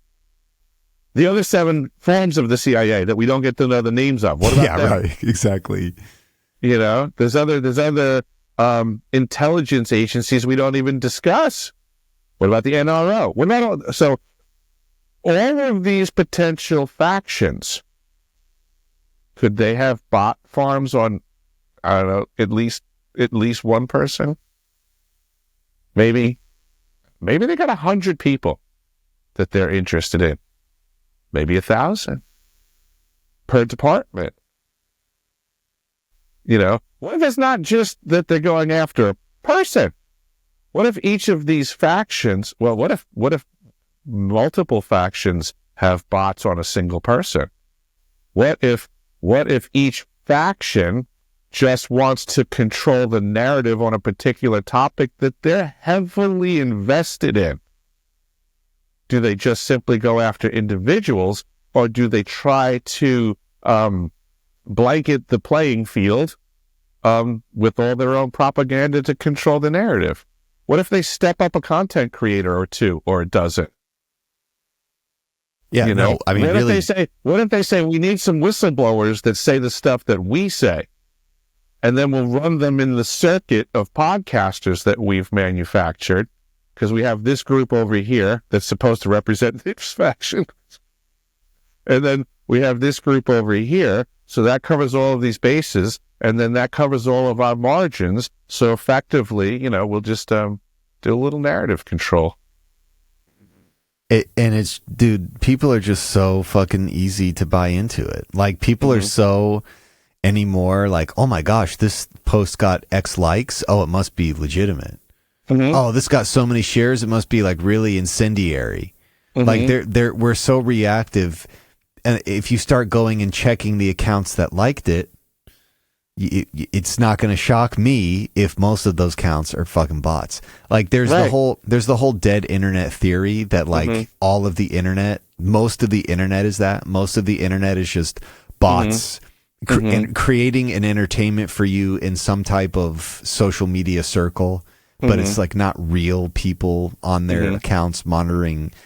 I mean, every social media platform, I get likes and comments that I'm like, that can't be a real person. That is almost certainly a fake bot account. I don't know how they found my content, but they're hoping that I engage with them so that they can scam me somehow. You know, that is just the nature of this shit. To think that it's not happening in easily one of the biggest and most active online communities in the UFO community is hilariously naive. I'm at the position right now from my own personal experiences, trying to function as a whistleblower to get the truth out into the community that was supposed to be receptive to it. I'm of the opinion that it's a complete Clockwork Orange. Yeah. That it is from top to bottom rotten. It has been corrupted and commandeered, and it is few and far between that I could find someone that seems to be operating as a genuine individual without any strings connected, and I mean, technically, for lack of a better term, for the benefit of humanity in the most legitimate sense. Yeah. I mean, a lot of people are feigning that, but I'm not falling for it. I see a lot of shenanigans with the current whistleblowers, as, you know, yet once again, we have a whole bunch of former feds that were tasked with the opposite of what they're doing right now. Yeah. Yeah, and we just like people just conveniently breeze over that. Mm-hmm. And again, like it's not, it's not even an amount of like judgment or shade. It's just consider the fucking source. Like just consider the source. Like I understand that if you at one point were paid by the government to torture people, that's going to affect how seriously I take the information that you present. Like, and, so it's and not illegally, it's not illegally shred information. Yeah, right. Exactly. Freely talk about all the seedy stuff that you were into. That's going to factor into my opinion on what you're telling me. That's purely objective. That's not like it. I have to take that into account when I consider the things that you are now saying. I have to take that into account. I think of it like this, right? So imagine me and you were at the front lines of a forest fire because we're forest firefighters, right? And we're there, we're setting up and stuff like that. And all of a sudden, Lou Elizondo comes running up. But it turns out that Lou's got a past history of being a massive arsonist.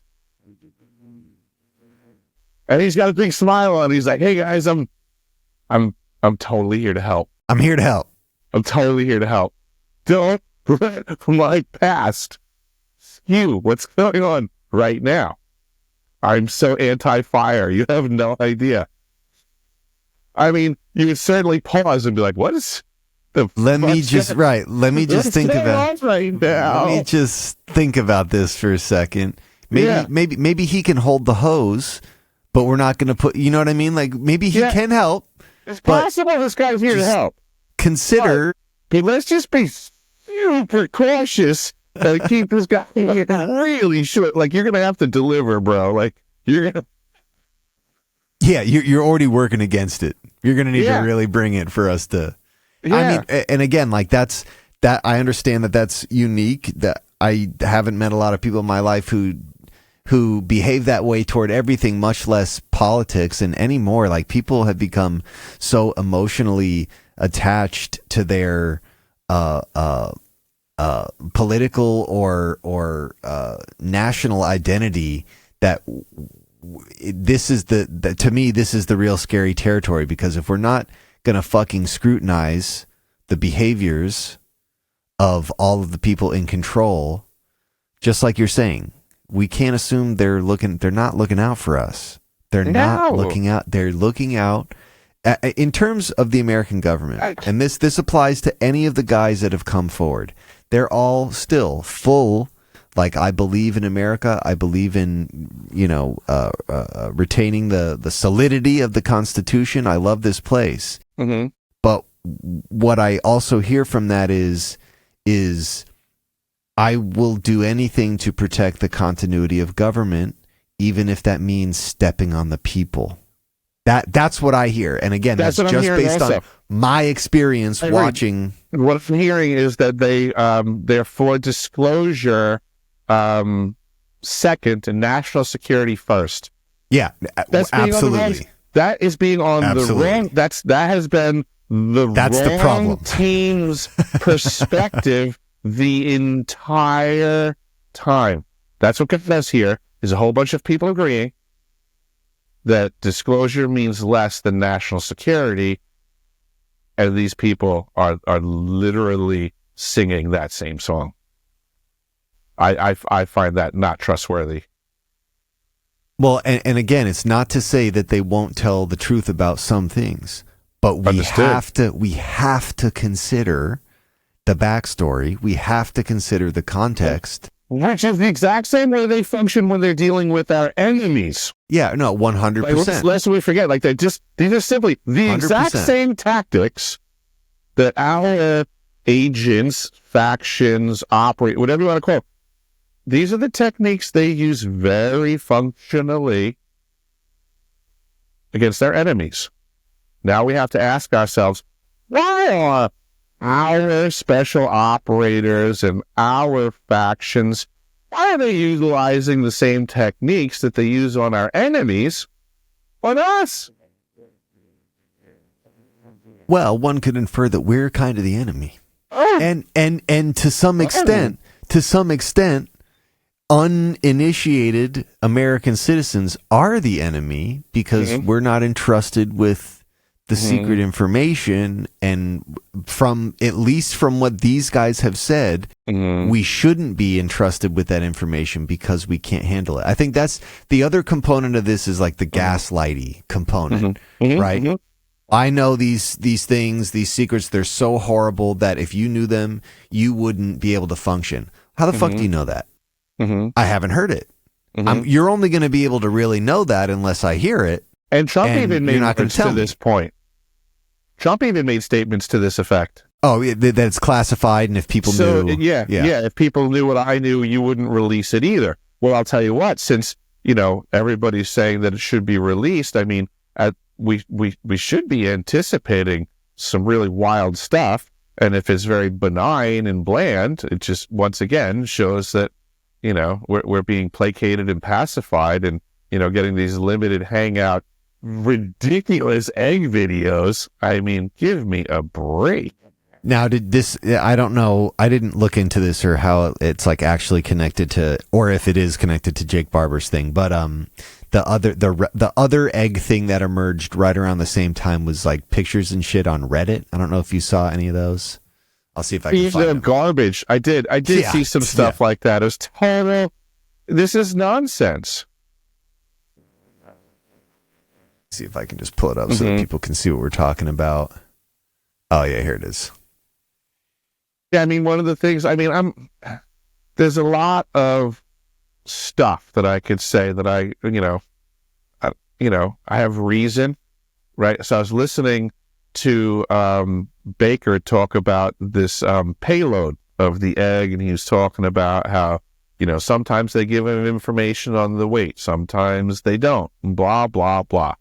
And he's talking about how he's a professional. Well, I've worked with a lot of professionals for many years, and you just start to become aware of what they're aware of, right? So he was somehow asked specifically, well, what was the weight on this egg that was in this video? Well, I wasn't told that. I don't know. Well, you know what? You're flying the chopper, dude. What do you mean you don't know that? You definitely would know that. And you know what? And if they didn't tell you, give me your best guess, because you've certainly carried slung loads before. Right. You know what the maximum capacity is for that aircraft, for that vehicle, right? So I don't know. Were you at quarter thrust, half thrust, 3/4 thrust? It shouldn't be that hard, since you're such a professional with this toolkit being a helicopter. When you went to pick this thing up, was it fucking heavy? Yeah, right. Did you have to use everything that your chopper had, or was it nothing? I mean, the question's about the weight. I can appreciate you dodged the bullet by saying you didn't have the paperwork. How convenient. But back to the question at hand, sir. How heavy was the damn thing, pilot guy? Well, and again, for people that it was between 0 and maximum capacity of your helicopter. Yeah. Right? Any pilot flying a load, is going to know the weight of the load. That determines how far you can fly. Any pilot flying is going to know the weight of the load. And there's even more to that, because so I've done a lot of, I've done a reasonable amount of bush work here in the state of Alaska, where you fly in and fly out into the middle of nowhere, and I assure you, weight matters. Yeah, okay? Oh yeah. Okay, and it also goes, because you can have an airplane where the airframe is rated for 3,500 pounds. Does that mean you can't take 4,500 pounds? No, it doesn't. It means it's not structurally rated to stay together. But there are all kinds of pilots and things that, because they're so good at what they do, they know even the excesses of weight to the ounce of what they can do with that plane, and to safely operate it, to push it to the limits. And it's because of that intimate familiarity that I assure you that if an Alaskan bush pilot can get into a plane that you loaded for him and you never communicated the weight to him because they're wild men, and sometimes we'll just get in a plane that someone loaded and trust and be like, yeah, we got this, right? But then when they start throttling down the rough runway and seeing how much throttle is required, how many feet of runway are required, these are all things in their head they're already calculating. I'm probably at 4,200 pounds. Yeah. They know this stuff like the back of their hand. For sure. They know it like the back of their hand. So for him to say, I didn't know the weight, that triggered me as I don't believe you're telling the truth about either that weight or your level of skill as a super duper hero helicopter pilot for super duper space programs. Seems a bit far-fetched to me. Seems like a lot to swallow. Well, and yeah, I'd agree with you. Of the pilots that I know, and one of my good friends is a pilot. And it's not like the only thing that he does. He just does it because he enjoys doing it. The split second he starts trying to take that load off the ground, he's already barking at you that this thing feels like it weighs X amount of pounds. He would know. If we're going on a trip, he'll be like, bring X amount of, how much stuff are you bringing? Oh, cool. That'll be approximately X amount of weight. See if you can ditch this and this because we'll gain an extra 15 pounds. Everything's about that's weight. just how he's thinking. Everything's weight. Yep. Yeah. That's one of the crucial components of flight. For somebody not to at least have a ballpark of what something attached to their aircraft weighed, that is highly suspect. Yeah, unless he was told specifically, don't say that. But then again, we get immediately back to whether nefarious or not. What is being told to us is heavily controlled, and that's for a fucking reason. You know, I feel like this might be a good point to segue to, like, the drones. And get your opinion on the drones. And again, we're talking about the drones. Now, I live in the Northeast. Okay, you're from the Northeast. This isn't a new thing here. We see strange shit in the sky all the time out here. And in fact, there's many hotspots all in around the New York area. But I was watching that shit play out, and how I remembered it play out before it made national news. My wife and I were seeing videos that people were posting online about orbs. People were seeing glowing orbs in the sky. And that's an interesting point, which we will definitely come back to. Then maybe a week or two after that, it started to shift to they're seeing minivan-sized drones. And then maybe a week after that, the media tried to turn it into, oh, all of these were planes, helicopters, or FAA disclosed private drones. Nothing. Nobody was saying anything, even though mayors and major, like, serious city officials from big cities were like, we don't know what this shit is. The government's not telling us what it is, and people are fucking freaking out. We need to know about it. Yeah, so, I paid some attention to that topic when it came out because I was. But at what point did you hear it, at the minivan-sized drones part, or at what point did it become? I heard it through the whole thing. I was paying attention, and I was, kind of just being a casual observer versus digging deeply into it. So I was just completely observational. But what I started to notice was, as the narrative kept changing, what I started to see was the controlled narrative rolling around everywhere, that all of these people were simply misidentifying aircraft as anomalous activity. It was just that was the answer to everything. Explain. Just a simple, a simple, massive case of everyone involved misidentifying. Collective psychosis. Yeah, exactly. Yeah, right. So, but now the thing that thought was really cool was I was watching this narrative meander, and you could see the factions that were supporting it. Military industrial contractor companies, the government, the media, right? The usual suspects for collusion and conspiracy. But what I started to notice was which podcasters, researchers, alternative television type show hosts that all started beating to the same drum in step. And I went, well, that's interesting. It's almost like a tell that if they're quick to jump on the sewn-in narrative, they might have questionable allegiances. I mean, but that's just me thinking out loud.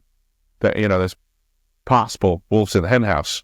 Well, and I think, you're talking a lot about a portion of the media landscape that some people still don't take seriously, but podcasters are going to be the news broadcasters of the future. Like this TV news, all of Absolutely. The old infrastructure for propaganda has been dwindling for the past 20 years. If you missed it, it's we're well into it.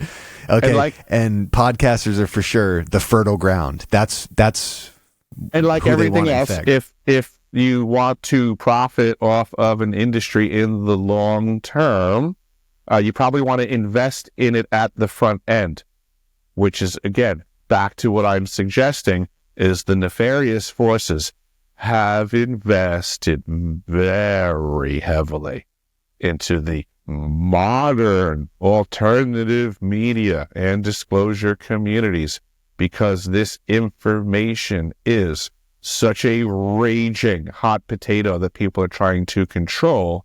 I mean, it would be cool if Elon Musk can dig into how much money is utilized for propagandizing. Yeah, right. Due to the NDAA, how much money is being spent in that vein to manufacture content, to sway public opinion, to control the narrative under that vaguest sense of that umbrella. Now add every other detail underneath, and let me know what that budget's currently at. Then we get to lie to you, budget, with your money. Well, and like even there, we'd probably find another scenario with contractors. Mm-hmm. Companies, not necessarily that are extensions of the United States government, but like it's a known thing now that. Do you mean like Skyratcher? Oh, never mind. Well, I mean, the ones that are like, they literally created a company to service that industry. Those we really, again, should consider Doesn't this guy call that a cutout operation? Yeah, that's exactly right. Literally, right. They just rolled out a cutout operation, and we're basically like, we don't do that anymore. This is our first cutout operation, and we did it for you.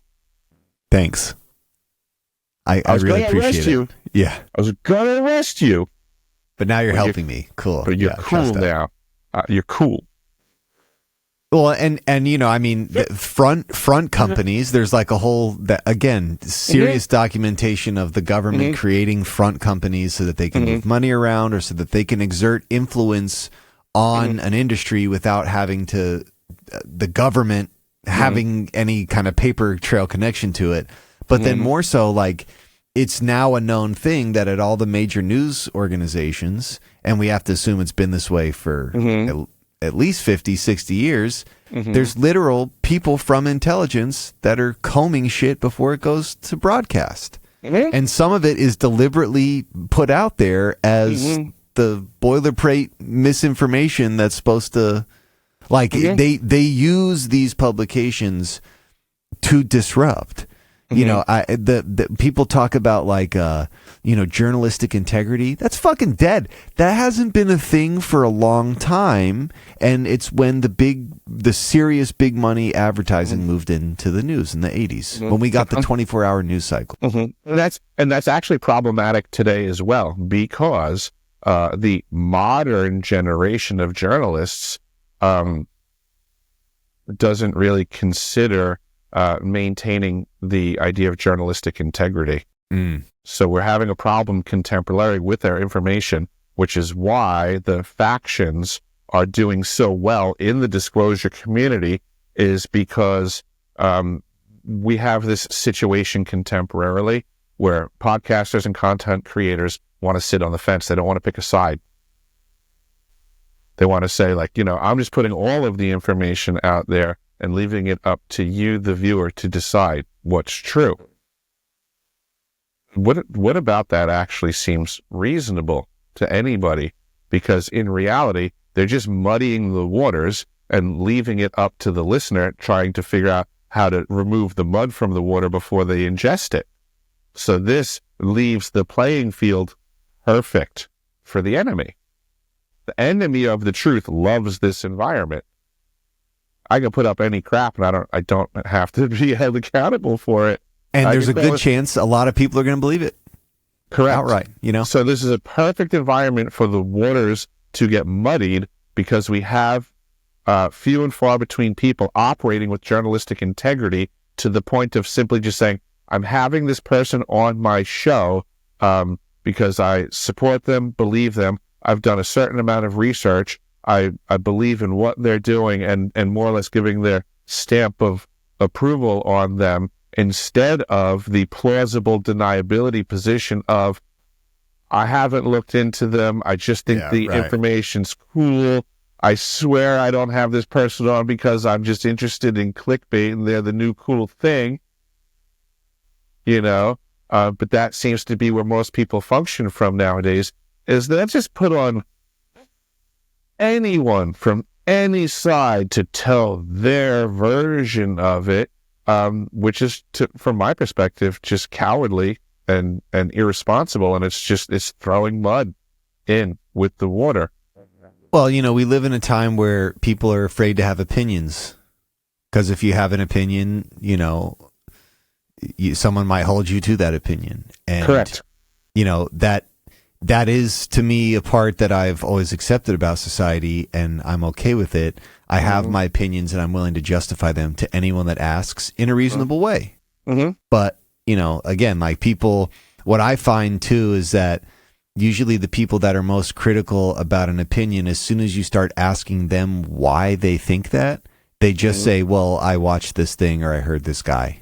Mm-hmm. So like the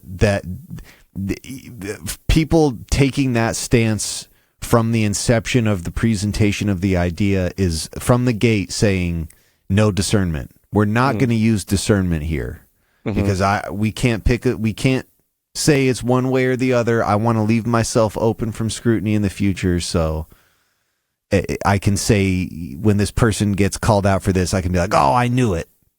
I had him on my podcast, but I knew it. Yeah. It's so stupid.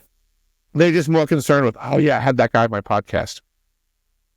They don't really care what becomes of the information. They just want it to be grandiose, sensational. Clickbait, yeah.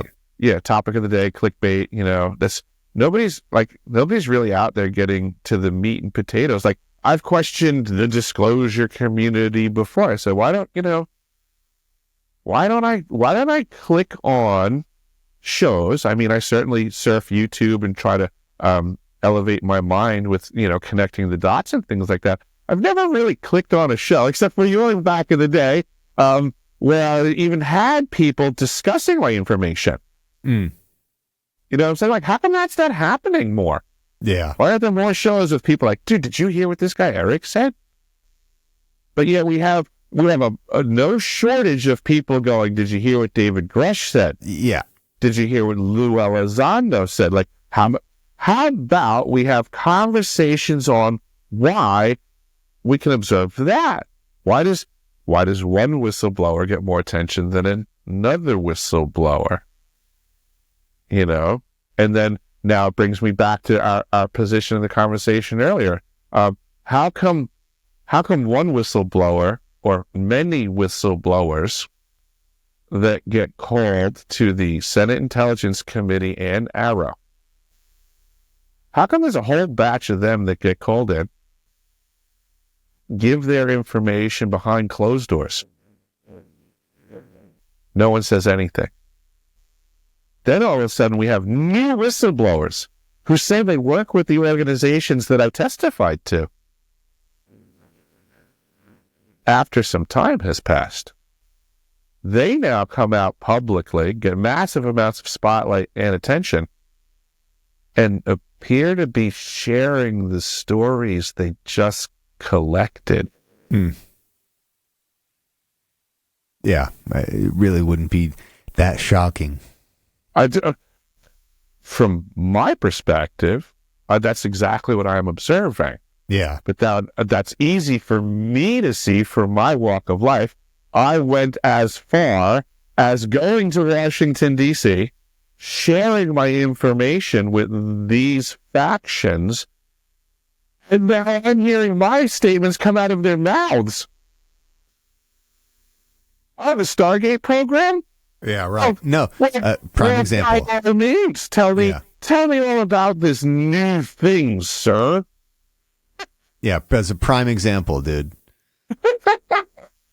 Watching the people make an about face saying that any of that shit was insane, and then as soon as Jake Barber mentions it, or like a few other people mention it, now those same people that are deriding it are, oh my gosh, have you heard about this thing? It's so crazy. It's the key to it all. It's just comical. I was dying laughing. I saw that Sean Ryan put up a video where he spoke with Chris Bledsoe.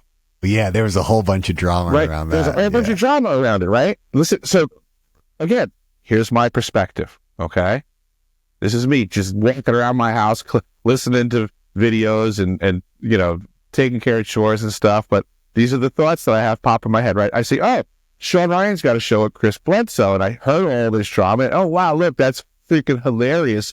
He called the episode that we didn't censor, because everybody was giving it. The name of the episode is the episode we didn't really censor. Right? So I'm dying laughing because I see that. I go, that's hilarious, because I saw the drama, I saw this, I saw that. I said, I should make a new post on my website where I take the big video that Sean Ryan put out when I was on episode 66, right? I was on with Herrera and Long, and I went and I spoke, you know, I was one part of the 3-part series, but we recorded in one linear shot. And then that episode, he took everything I said about Stargate and removed it and made a separate, small video. So I was dying laughing because I'm like, so according to the title of this Chris Bledsoe video, Sean is trying to say, I don't censor. This is the video that I was accused of censoring, but I didn't censor it because look, here it is. And I was like, well, how about we just put up my video that you censored? Yeah, right. Oh, why was it censored? Oh, I noticed all the information you pulled out to a separate video that got much less fanfare. Was all the information about my childhood in the Stargate program. That's the weirdest thing. So could he retitle my episode, the episode we did censor? He probably should. The episode we didn't censor. He probably should. Here's a throwback to the one we did. Here's one we did, yeah. Yeah, I mean, how many people have seen my video with Sean Ryan where I discuss Stargate? It's my understanding it's actually really hard to find. Dude, even when I was Did you see that one? Bro, when I was trying to originally look, after I saw the video of your disclosure, which again was not the full, you sent me the full thing. I hadn't seen the full thing. I saw the event that they did after you guys did the disclosure, the press meeting. But even finding your stuff was like virtually impossible. And with very targeted searches, getting any of the content to come up was hard. And again, like even the Sean, like even on algorithmically shit that should have filtered right to the fucking top, like no question. Yeah, I mean, I imagine if you go to freaking Google or YouTube right now and you type in Eric J. Hecker, Sean Ryan, Stargate, I mean, shouldn't it just come right up? I mean, it's the freaking Sean Ryan show. We're doing a test here right now. Yeah. Yeah, I believe he took like 9 or 10 minutes and pulled it out of the full episode. And it was all Stargate based. This one's 6 minutes. Yeah, and see, even that. This is the 35, which is the portion that does not include. It's all the Antarctica stuff. Correct. It is without the Stargate information. And then you've got a 6-minute, which I'm assuming is like a clip of the three of you guys. And then it's Gagnon, and then Patrick Bet-David, and then Michael Herrera. And then this, hang on, let's see. Let's see what this one comes up as. It says Antarctica. It's only 53 seconds. Well, the key that opened every... This is Antarctica stuff. Yeah. And then, nothing close. Nothing close. Mm-hmm. Antarctica, another clip from your portion of the Antarctica stuff. Yeah. And that's with Eric J. Hecker, Sean Ryan, Stargate. Mm-hmm. Yeah, but again, this is a prime example. Like a couple months ago, people, anything related to Stargate or like the mental psionic component to whatever this shit is, no one wanted to hear about it. Mm-hmm. Unless it was like, you know, I see one of the things right under this is Joe McMoneagle, but even that was like well after you had done. Like Sean Ryan doesn't even get close to any of the remote viewing stuff until well after. Correct, and it's only specific names that he's willing to. And he has, since my visit, I would say he's interviewed enough people that he should start being able to connect some dots. I mean, he's gone down some rabbit holes. When he and I spoke, when he interviewed me, the split second he turned the camera off, he jumped over to shake my hand, thanked me for my testimony, and basically said that I had just blown his mind. It was too much information for him to even come up with questions. I can get that. I get it. Maybe, this is all new to him. But now, from the information that I shared with him and the people that he has crossed paths with, he better start seeing a big picture here at some point. Yeah. Yeah, I want to make sure too before we go here. I want to ask your opinion on Blue Beam. The idea that we have the ability to project images into the sky, and how that may be like 20, 30 years ago when I would try and explain to people UFOs and I would get to the portion about the false flag alien invasion, they really didn't want to hear it. But in the past couple weeks, I feel like that conversation, I've been seeing more and more people talk about that portion of it than ever before. It might give some context to why the conversation is trying to be controlled in such a specific way so that we all think it's like some angelic or demon thing. Let's consider the technology and possibilities and probabilities. So we've actually heard them state that there's potentially a technology that submarines can utilize using laser beams to make holograms and therefore get us into some sort of blue beam circumstance.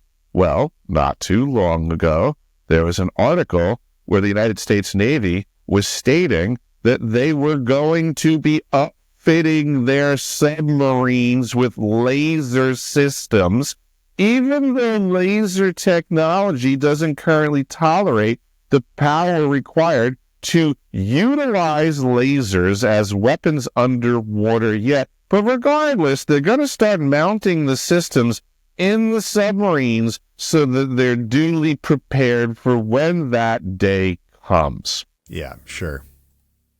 Or you can make a hologram with it when you surfaced.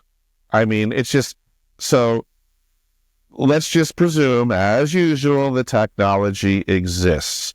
Here's my concern. As always, I think all possibility exists always, and we have to start discussing probabilities. From what I've seen in everything else, I'm going to extrapolate that currently there are many factions fighting for the control. Did you lose me? No, my camera got blurry. So, fighting for control of both sides of this, right? There's many factions on both sides. One side has many factions fighting for control of a blue beam type alien threat, where the threat's bad. Now, on the other side, you have many factions with this technology also. All these groups all have all this crazy technology. It's actually all over the place. There's tons of it. Yeah. But the people that have it are fighting for the control of the people who don't have it. And they are all clamoring in the direction of some bloom beam type event, whether they are benevolent creatures, malevolent creatures. It doesn't matter. They don't care. They just want the control through wielding the scenario.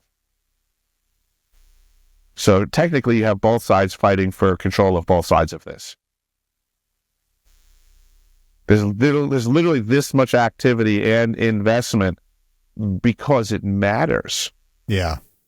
Because if tomorrow, regardless of what the holograms said, if tomorrow was the day they rolled out, surface all the submarines, get the holograms up, whether or not they call them good or bad is almost irrelevant when we just have to realize, we the people, they're lying. Yeah. It's just simply technology that is so advanced that it would either look like magic or off-world stuff. Well, and again, like, why would these companies and the government have been so secret to the point that they'd be willing to keep people over it?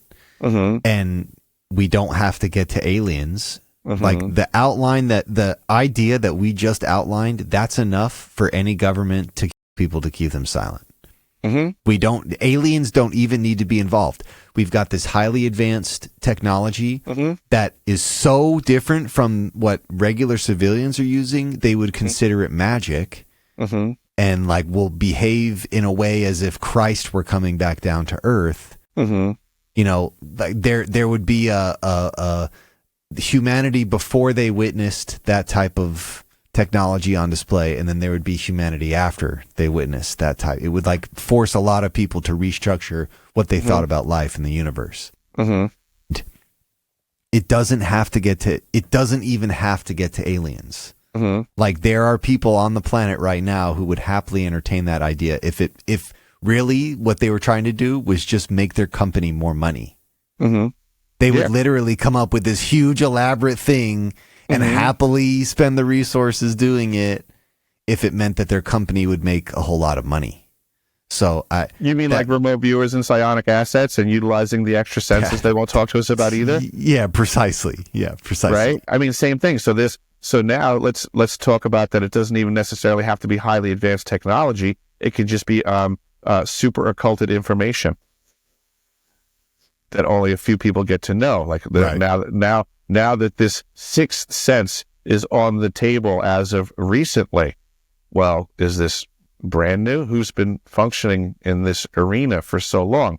I mean, we were discussing how a lot of this stuff might be challenging and over people's heads. Well, the psychic aspect, the consciousness aspect, the remote viewing, for lack of a better term, is super problematic to actually let out into the conversation, because no one can explain it still. It's like the mystery schools of old. Like, they respected, there's like, the science and that which can be observed. Well, then there's more that can't ever be observed or measured.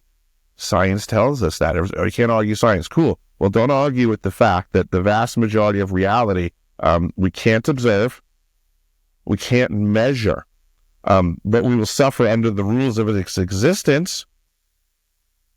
So here we have remote viewing, we have psychic powers, we have something that we can observe, we can wield, but we can't explain. That's problematic. Yeah. You can't just roll that out to the masses. You can't just say, you can jump through space and time to get any piece of information that you want and you can be right. But we don't know what it is. Yeah. We have no idea how to explain this scientifically. Like, where does the electron of your, like, there's no science that can explain it, but there's even the people that have been wielding it, like Joe McMonaco, Pat Price, these people that have been doing it for years at undeniable expert levels, with obvious proficiency. You cannot deny that this activity is wieldable. You cannot deny that it can function. You cannot deny that it can have an impact on the world around us. All these things have been proven. What we can deny is having any idea how or why it works. This is ancient mystery level stuff. This is the occult. This is just us in the modern world. We're going to have a really hard time coming to grips with these aspects, these other senses becoming utilized without ever being given more. It will remain a mystery. Yeah. That's challenging because people like to think we like to solve problems. There's going to be an explanation coming with it soon. No. What if we just realized that our ancestors functioned in this reality with a whole understanding of respecting? There's technically a line. You're not going to know more. But you still have to function with this information, which is kind of how we go on a day-to-day basis anyway. You know, we're making decisions all the time on limited intel. You know, so this is just yet bringing that up to another magnitude. Yeah, like a spiritual, almost a spiritual level, like but mass. You know, beyond specific religion and specific terms, like a spiritual nature. I mean, what would the world be like if everyone was actively using this skill set, but still couldn't explain it? Do we need the explanation, or do we need the world where everybody has access to all of their faculties? Yeah. But what do they get us focusing on all the time as a group? Why? How? Is it really petty differences? Yeah. Yeah. Oh, this is how I think it works. This is how I think it works. Well, I believe so-and-so because I saw them at, Contact in the desert and I got the t-shirt. It's just, it's a really strange time, and we're gonna see a whole lot of strange shit play out. Mm-hmm. Oh, for sure. Just watching the kind of developments in the past couple months, I thought this shit couldn't get like sillier, but it gets sillier. So I can only imagine how silly this does get. Mm-hmm. But I got to wrap it up here because I got to jump out. But I just want to say thank you again for coming on and talking about this. I feel like Chiefs. You're one of the only. It's one of the reasons I originally got drawn into your content, because you're one of the only people that has been out here saying for a while, heavily documented, we need to be questioning the fucking veracity of all of this shit. We need to consider the sources, and I think it's just comical that people are so now emotionally attached to this shit that they're losing the ability to just stop for a second and be like, but what is what is the history here? What is the context that I'm hearing this? Yeah, we're getting fanatical activity, like as if this is not that important, but it's just some sport. Yeah. I'm with team Journey to quite Truth. Literally. I don't like those guys. I like what Linda Moulton Howe says. I'm going to wear a red shirt. No, I'm going to wear a blue shirt. Yeah, exactly. This is all just, it's the same game being played in different arenas, and it's pretty much the same tactics. It's the same tools. The government loves cookie cutter formats. These agents jump from department to department, and they just do the same antics everywhere they go. Like you said, we got all these new Doties now. Lou Elizondo is just the modern day Doty. Doty 2.0, yeah. Yeah, Doty 2.0. Perfect. Well, I wanna make sure you get a second. Shout out your stuff. Shout out where people can check out all your things, and I'll keep those links in the description. Yeah, Deciphering.tv is my website, and it's basically the best way to connect with the information. Like I will eventually get this video up from James also, just to help support his information and link through. But effectively, I'm just trying to get all the information out there. I have a couple of interviews lined up. I'll be speaking with Chad Robichaud of, I believe it's the Resilient or the Resiliency podcast. He's on YouTube. So I'm going to be going to, I believe, Houston, Texas to speak with him. And then also, big surprise, the George Norrie folks over at Gaia contacted me back to reschedule me, having previously canceled me because they had stated that the higher-ups in their company said that information like mine is no longer going to be featured in their program. But they've gone back on that now and said that my information is worthy again. So I'm scheduled to go and be on George Norrie April 1st. Don't get arrested because you never know. Right. With the who else that he's I live lined in, up? I mean, apparently Jake Barber was in D.C. waiting to arrest me, but that didn't happen. And apparently on April 1st, I'm either going to have an interview or April 1st. The way you describe him there too, he sounds like Santa Claus. He's always watching. He's always watching, and if he finds you slipping up, he'll suck you right into the game. Yeah, I mean, a lot of this stuff. I mean, in reality, this just could have been a massive operation for these folks to try to find out what leaked and where, how much spilled over here, how much spilled over there, and they may not give two damns about disclosing anything, and they may care way more about how to patch the cracks in the dam and prevent cracks like that from happening in the future Ever also. again. Yeah. Right. So I think that's what really wound up occurring in the Washington, D.C. event was we had two factions do a whole bunch of intel gathering to cover their ass and commandeer in the future. Well, there you have it, folks. Make sure you consider the sources as these news stories continue to come out. And, of course, check out Eric's perspectives on his social channels. He's always offering some great tidbit of information. And you're always coming across new developments across all of your experiences. Through, like we were just talking before on the phone call the other day about new Long Island stuff you'd found out. So tons of great content on there. And I'm on Twitter, too, now because of James. Make sure you follow on X. We both got X accounts, and you can find his through mine, or just go to it's Deciphering Me or Deciphering.tv. What's your handle on X? I think it's Deciphering.tv with Eric J. Hecker. That sounds right.